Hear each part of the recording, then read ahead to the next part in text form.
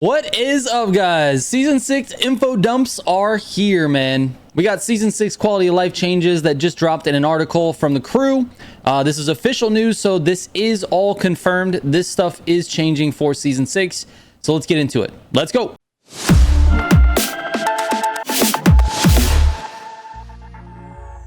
Real quick before we get into it though, if you're looking for some nice MOTORFEST tools to make your life easier, go to militiagamingco.com, click on MOTORFEST tools from the top, and there I've got a bunch of different things that will help you, and like maps and pro settings and all that stuff. So anyways, check that out when you get a chance. In addition to that, if you're looking for informative, to the point MOTORFEST content, this is the best place, so make sure you subscribe. Let's get into it, man. Season 6 quality of life changes. Here they are, and the top of the list: no traffic in summits. After many moons of you guys asking for it, we're making the change to traffic during summit feats. You guys know how I feel about making the game easier, right?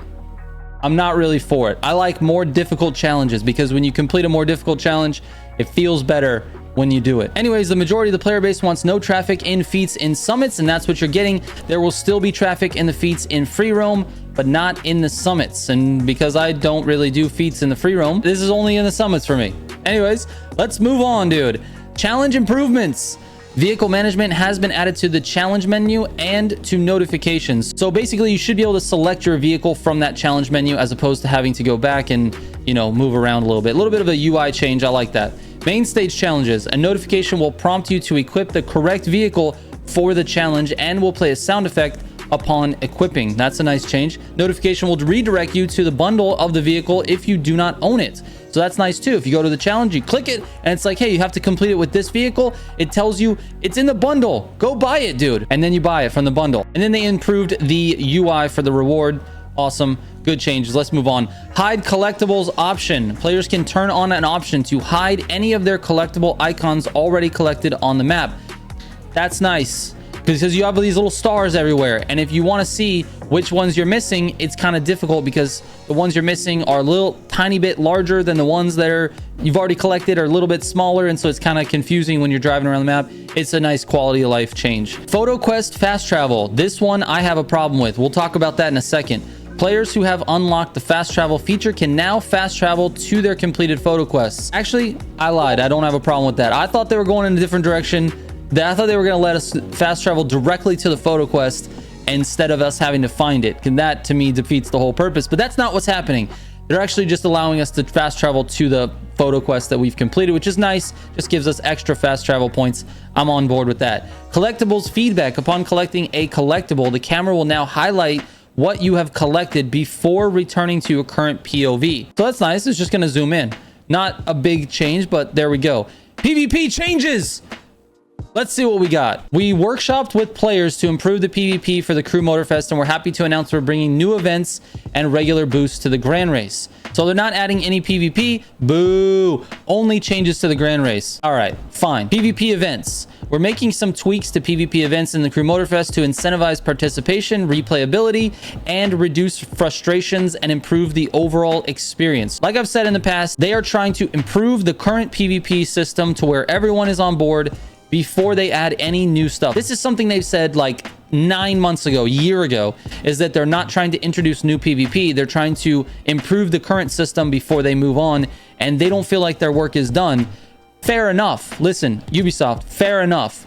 But we are bored with Grand Races, so no matter what you do to this, I don't think it's going to make a significant change. Is it going to make a change? Sure. We're going to like the changes. Are we going to appreciate different boosts and modifiers and weather and all this stuff? Sure, we will appreciate it, but I don't think it's enough to keep people playing the game long term. We need a new PvP option or a way to create UGC around it. I'm making tournaments and they're really difficult to run because the game just doesn't facilitate anything. We need private lobbies. We need a spectator mode. That helps with the UGC side of things. It will help with longevity and replayability. Weather and themed Grand Races and no collisions and all of this stuff, that actually helps with the current situation, but it doesn't keep people playing long term. Let's go through it though. I'm getting way too ahead of myself. Weekly themed Grand Races. Every week, a new themed Grand Race will be available. Now, we don't know what that means, but I'm guessing they're going to be centered around the main stage. I honestly don't know. I know you guys think I have early access, and I know, and I'm like a Ubisoft employee or whatever, but that's not the case. I really don't know. I don't know what weekly themed grand races are. We'll see what happens. Grand race boosts. Regular boosted grand races will be available with increased XP and bucks earned. So nice for a lot of players, not that nice for anyone who's already been playing the game forever and has 99, 99, 99 money. So grand race boosts are cool. Good for a lot of players, not good for everyone. No collision events. We already have this, but regular weekly events with no collisions between vehicles for grand races. That means there's probably going to be an event timeline where there's no collisions at all.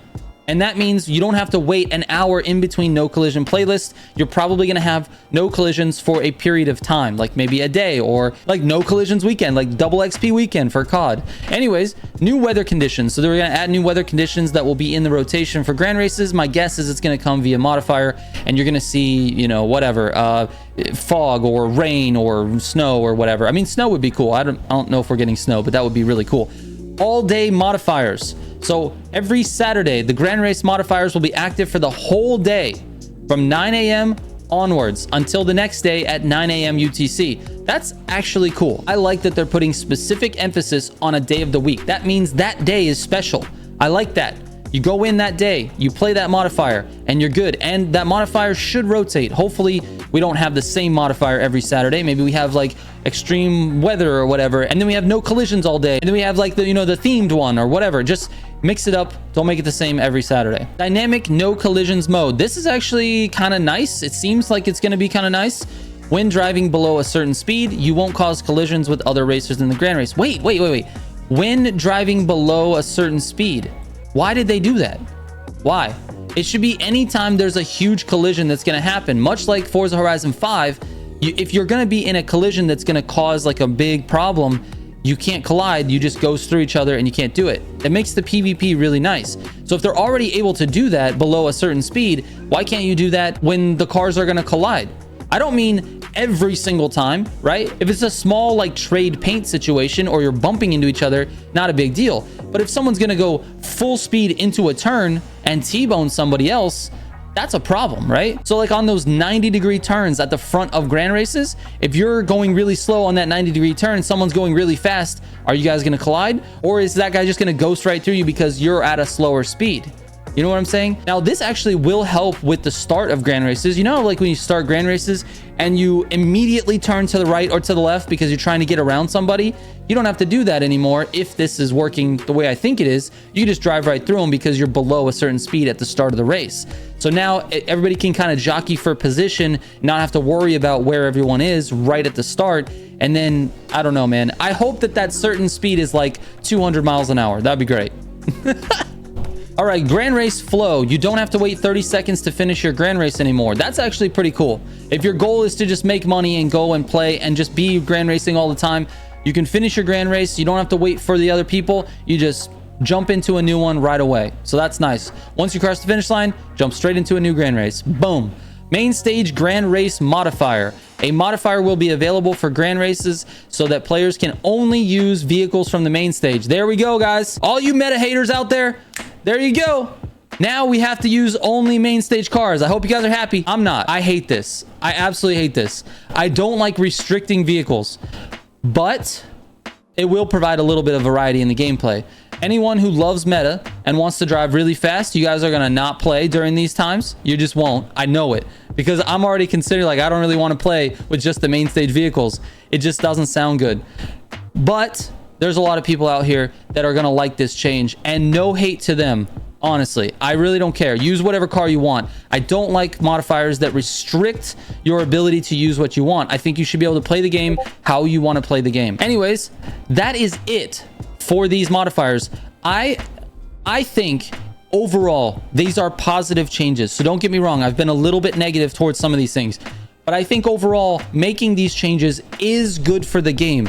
I just don't think it's a step big enough in the PvP direction. We need more than just slight changes to the PvP and the Grand Race experience. The Grand Race experience is not changing at its core. And so when you're playing it, you're not going to feel like it's changed by having these small little things on the outside of it change. The core experience is the same with Grand Racing. It's 28 players racing for 7 to 10 minutes. And it's not changing. We need something a little bit different, or we need ranked rewards that are specific to Grand Races. That would have been a better change, in my opinion. Just give us rewards. It could be based on participation even. It doesn't even have to be ranked. If you finish this many Grand Races, you get this as a reward, a whole rewards track based on Grand Races. That would have been a better change than adding weather to Grand Races. All right. Anyways, thank you guys so much for watching. That is it for this one. I appreciate it. Send me a message on Instagram or Discord if you have any questions. I read every single message that comes my way, and I appreciate it. Thanks for watching. Trigger out.